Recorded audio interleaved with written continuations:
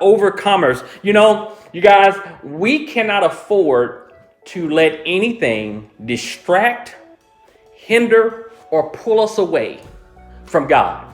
And we have to stay mentally, spiritually in tune to what God is showing us. Let's be very careful, guys. Let's be very careful of what we hear. All right. Let's be very careful of what transports through our ears and what we see. Let's be very careful. Let's be knowledgeable to what people are saying. Let's have our eyes open to what people are doing, because there are a lot of things that are happening in our society today that if we're not spiritually alert, we're going to miss out. If we're not spiritually alert, we're going to go into a state of depression. If we're not spiritually alert, we're going to let every wind and doctrine comes our way sway us. We have to be very careful and tap into who God is and let God's Spirit speak. Let God's Spirit teach. Let God's Spirit flow through His Word through us, because He's given us His Word, you guys, to handle whatever it is that we're going to face.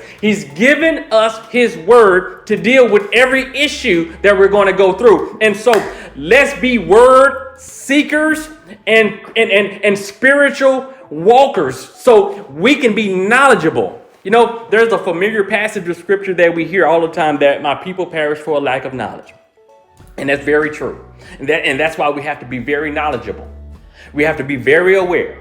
We have to be very alert, because you cannot allow people to sit here and tell you and speak to you about any and everything and you not being knowledgeable about it. And so let's be more knowledgeable. Let's digest. Let's get into His Word. Let's be alert to what is happening right before us, because that's what overcomers do.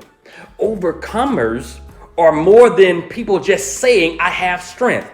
Overcomers is more than just saying and allowing positive words to come in your mouth. Overcoming is a mindset, because you have tapped into the Spirit of God, and you have a relationship with God, and you understand how God looks at you as a created being.